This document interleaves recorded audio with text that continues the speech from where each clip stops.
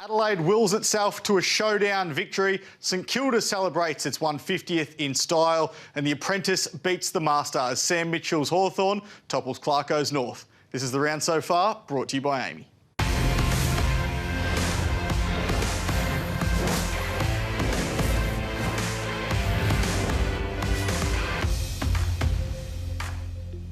This is the round so far, brought to you by AAMI. I'm Riley Beveridge. This is Kane Cornes. Kane, only one place to start tonight, and that is the showdown, where the Crows got the job done after a thrilling match against Port Adelaide. Yeah, it was a brilliant match. It was everything that makes Showdown so great. So let's look at some of the last quarter moments. Sam Powell-Pepper kicked one of the all-time great Showdown goals there, and you think game on, but in the end it was this man, Isaac Rankin, who can just do some magical things. He was enormous tonight, the best player on the ground and the match winner in the end for Adelaide. And Riley Thilthorpe should never, ever be left out of this side ever again. He shouldn't be sub. He shouldn't play Sample. He kicked 5, including that clutch goal in the last quarter. Chase Jones was a sub. He came on to put the nail in the coffin. And in the end, Adelaide far too good when it mattered, and that was in the last quarter. A bit surprising as we see Isaac Rankin here kick his 4th goal. Riley Thilthorpe kicked 5.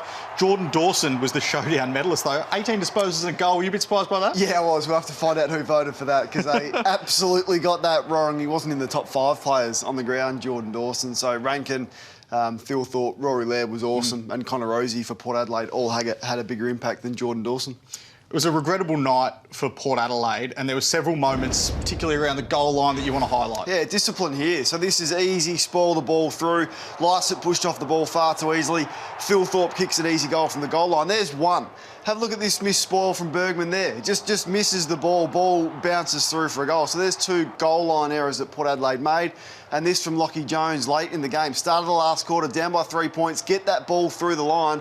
Don't fumble it. Thilthorpe's there to kick another goal. Have another look at that. And just ordinary fumbly errors from Port Adelaide. Their defence was sloppy. They're far too small in defence, which we knew prior to the start of the season. And Thilthorpe got a hold of them tonight.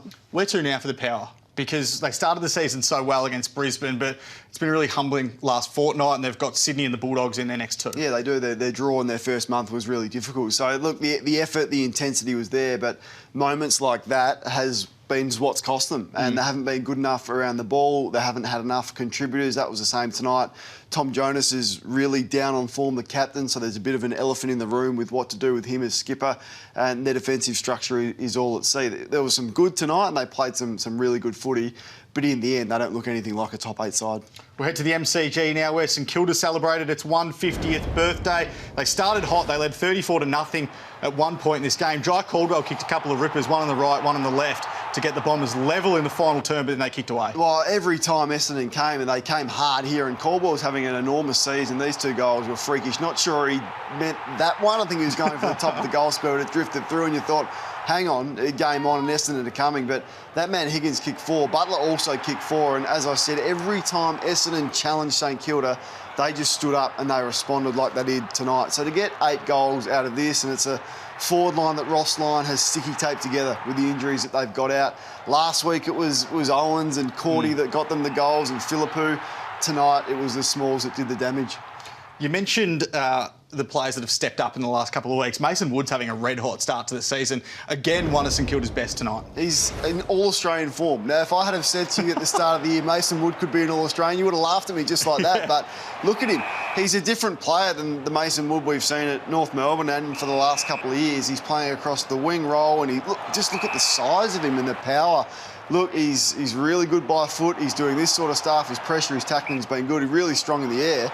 And he was the best player on the ground tonight. He's playing a little bit sore. He's got a shoulder, which Ross Lyon said they'll assess this week. But in pivotal moments, one-on-one contests, he was the one that won them like that. I mean, that's not an easy mark to take. You know someone is coming the other way, but he didn't flinch, and he just drilled that one to Gresham there. So had an enormous impact, and you can see his numbers there and the improvement since 2021 when he joined St Kilda right through until now, where he's averaging 23, nearly 24, 8 marks and over a goal a game. That is all-Australian wingman form, albeit in 3 weeks. 9 intercepts and 7 score involvements tonight as well for Mason Wood. The Saints, somewhat remarkably, are 3-0 on the season now. They've got Gold Coast next week. If they can move to 4-0, finals has to be the minimum expectation for them, doesn't it? Well, if you go 4-0, you shouldn't miss finals from there. Now, albeit they were 8-3 last year, I think they've got some more injury concerns. Webster got a knock, and Wood we mentioned. So at some point the injury list will build, but the draw opens up for them, and they've beaten some quality opponents. So the move to sign Ross Lyon is justified as we sit here today. We'll head to Giants Stadium now, and we'll look at our moment for the Saturday. And it came in the dying stages of this final term when Carlton won a free kick, remarkably for dissent against Stephen Cornelio, and it put Jesse Motlop to the top of the goal square. It's one of the most bizarre decisions I've ever seen. So this is the aftermath of it. They missed, and then they got the free kick from the top of the goal square. Look at the score there. It put Carlton in front. But I think we have to listen to the umpire's explanation. Hang on.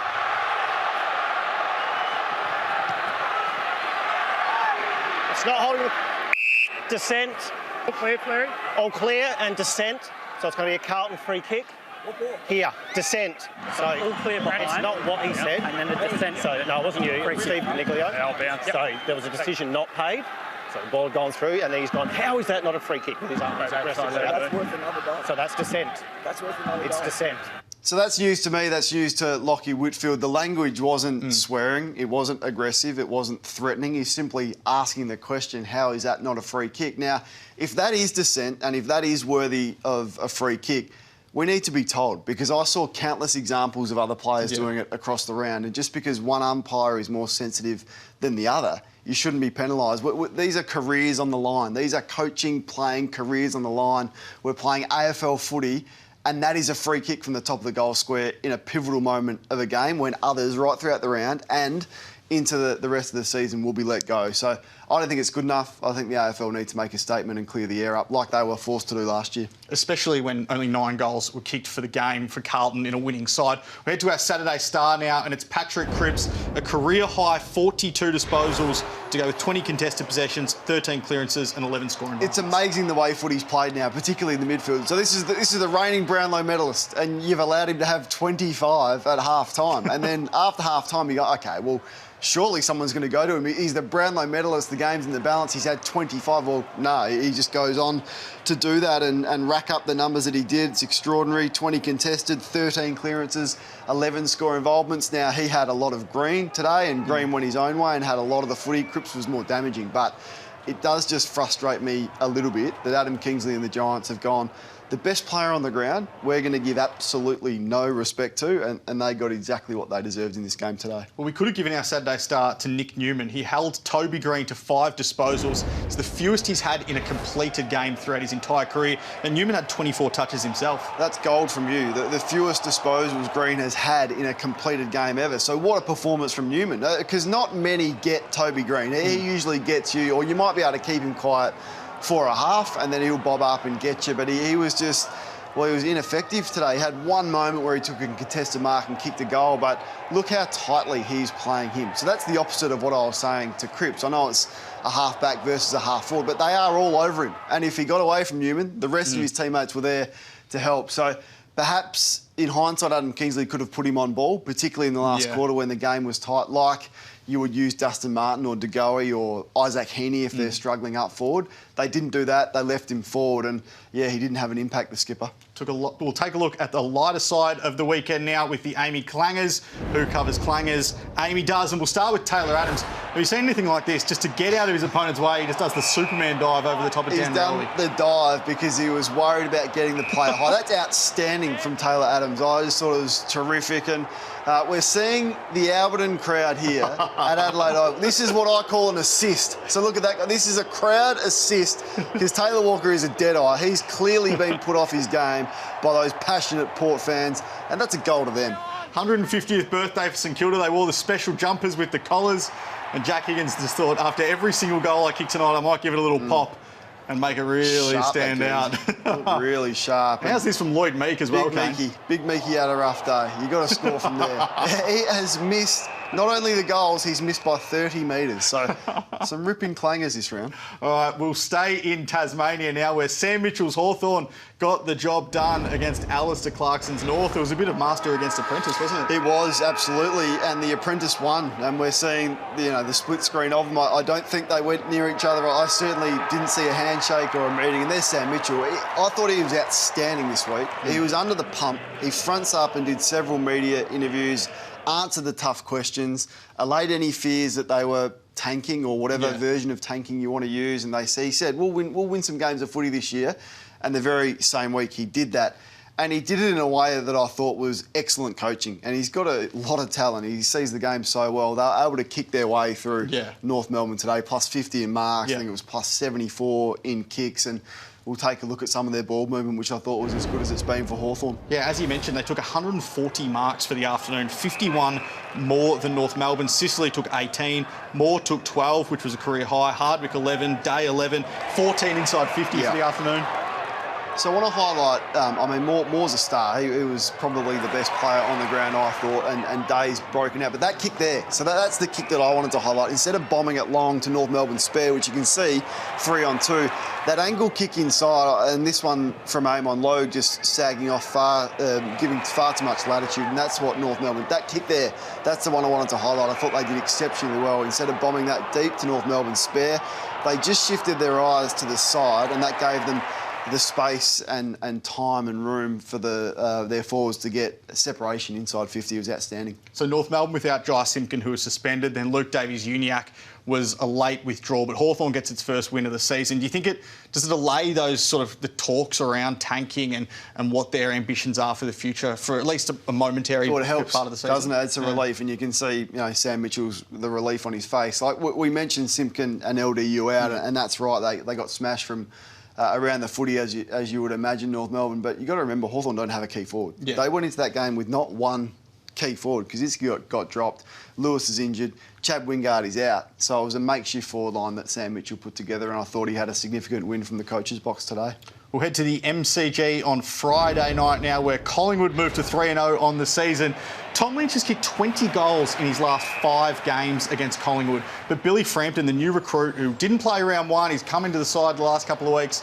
He was awesome. He's held up, hasn't he? He's held up really well. Now, granted, the conditions really helped the defender, and also Richmond's ball use has just been horrific to start the season, and Damien Hardwick has addressed that all over the ground post-game, so they wanted to tidy that up. But it was in the one-on-one duels and his ability to neutralise those one-on-one contests, Billy Frampton. So across the course of his career, he's played some good games, but then he's let himself down the following week. Yeah. So, I mean, his real challenge with Howe out for even a longer period of time than expected with that infection in the arm, he's going to get a really good long run of it. So his consistency of effort and contest is going to have to be there. That'll be his challenge. Bit of worrying news for the Pies, though. Darcy Cameron with an MCL injury, not expected back until the second half of the season. We know Cox has that hematoma. He might be out for around a month or so. Aiden Begg's injured. Nathan Kruger's injured. What do they do in the ruck? Frampton's played there before, or do you move Dan McStay, the other new recruit, into the ruck momentarily? Yeah, they got the big fella Steen, don't they? Yeah. So maybe I haven't seen a lot of him, granted. So whether he's ready to be played or not, but Ash Johnson did a little bit of it. Scott Pendlebury did a bit of it. McStay's done a little bit for Brisbane. So I'm not sure exactly what they do. Clearly, it's a big challenge with no Brodie Grundy and those two out until Mason Cox comes back.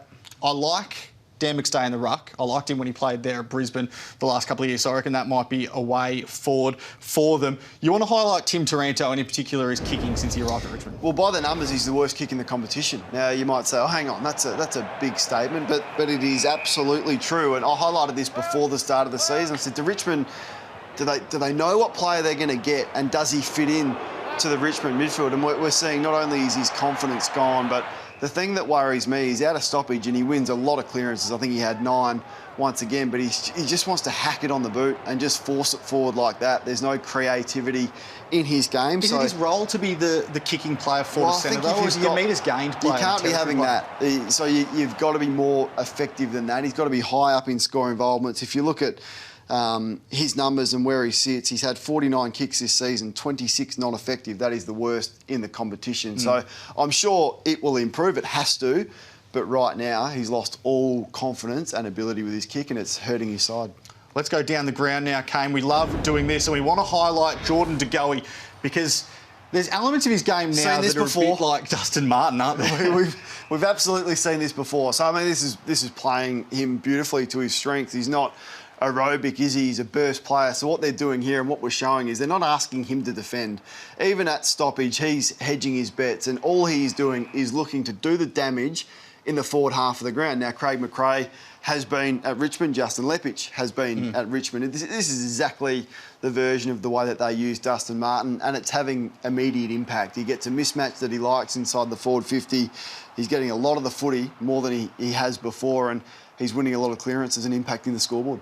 He looks awesome. As you mentioned, Craig McRae maybe taking some of that Richmond influence that he had under Dustin Martin when he worked alongside Dustin Martin. And he was great again on the weekend. 35 disposals, 9 clearances, 8 score involvements, 6 marks. He's been one of their best through the first 3 weeks. Yeah, well, they've got it. They're everywhere, though, aren't they? Yeah. Like Collingwood's players. Like Chris was enormous. Pendlebury's great. The Dacosses we're speaking about. Noble, Adams, Mitchell. I mean, they have 15 players that can just rotate through multiple positions. They're all running players and they're all in really good form. They're the best ground level team in the comp. Once again, plus 25 ground ball after smashing Port Adelaide in that area last week. And in those conditions, if it wasn't for inaccuracy, I mean, they smashed Richmond. I think it was plus 19 inside 50s. Head to Marvel Stadium on Thursday night now, where Jamara Ugle-Hagan was the star after such a difficult week for him. To come out and put on a performance like this was just so courageous, I thought. Yeah, it was. And, I mean, he was the match winner. And all the talk was about the dinosaur dogs in the pre-season and their tall forward line. For him to stand up, prime time, kick 5 out of 10 goals and some really clutch moments and clutch finishes. This is a breakout performance from him. But he's been building. I mean, we've spoken about him on this show multiple times. His contest has really improved, his attack on the footy. We know he's a beautiful ball user. And I think he's really understanding the work rate that is required for this position. And he doesn't waste too many opportunities. I mean, this year's been a lot about inaccuracy.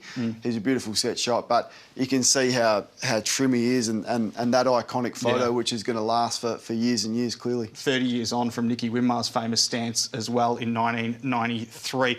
Have a look at this from Aaron Norton. Late in the game, he came up clutch. He took this unbelievable mark. After we show you this, we want to take you behind the goals because the work rate to get to this contest was insane. You're watching it and you go, where'd he come from? And then, so you actually do need, and the beautiful decision to Williams there in the goal square. Look at the score, look at the time of the game, and speak of clutch. So look how far he is. We'll highlight him from where the ball is actually going to drop. So he sprints. I think it's Payne there. He just beats his opponent off the mark.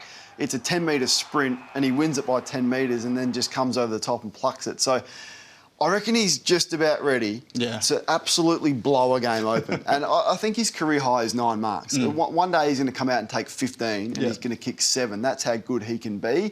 Just hasn't quite put it together, but had some pivotal moments when the game was on the line late. So Jamara and Norton win the game for the Dogs. What did you make of Eric Hipwood and Joe Danaher at the other end for the Lions? Because they struggled in front of goal. Danaher kicked 4 behinds for the night. It's frustrating, isn't it? But particularly with Joe, because he can look like a top 5 player in the competition, and then he can frustrate you, give frees away, drop marks, make poor decisions, be selfish in front of goal. So that's the frustration with him, and Eric just doesn't compete hard enough. Yeah. So that's about what you get. You get 6 disposals, 3 marks and a goal. That's about standard.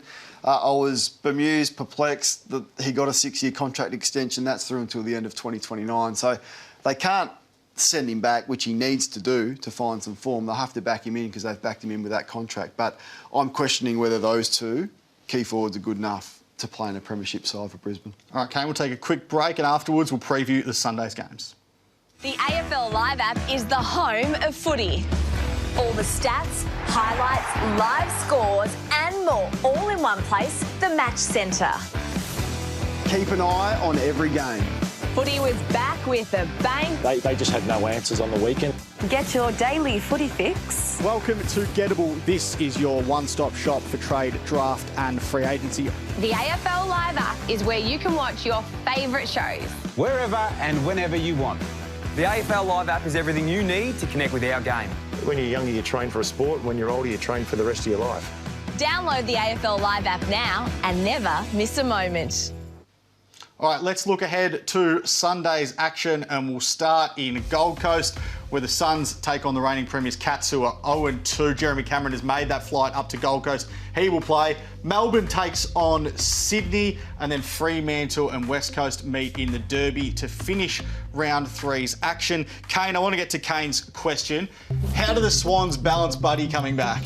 Well, it's a big one, isn't it? Because Amati and Logan McDonald were so good. 9 goals between them last week against Hawthorn when Franklin wasn't there. McLean was the obvious one to go. So he has gone out of the side. But with Franklin comes the midfielders that automatically you look through because he commands the footy, and if you don't kick it to him, he gets frustrated. So all of a sudden, Amati and Logan McDonald, who are the future, don't get as many balls directed to them. So, look, if I was John Longmire, I'd be playing him up the ground a little bit more, not dissimilar to the way that Jeremy Cameron plays, and then try and get him over the back. But also, you just can't have the Buddy blinkers on because Melbourne will be waiting for it, and Stephen May's going to play. And, of course, we all remember what Stephen May did to Buddy Franklin in the final series last year. Well, the 2023 season keeps giving us surprises. Loved your work covering round 3, Kane, and we'll see you next week.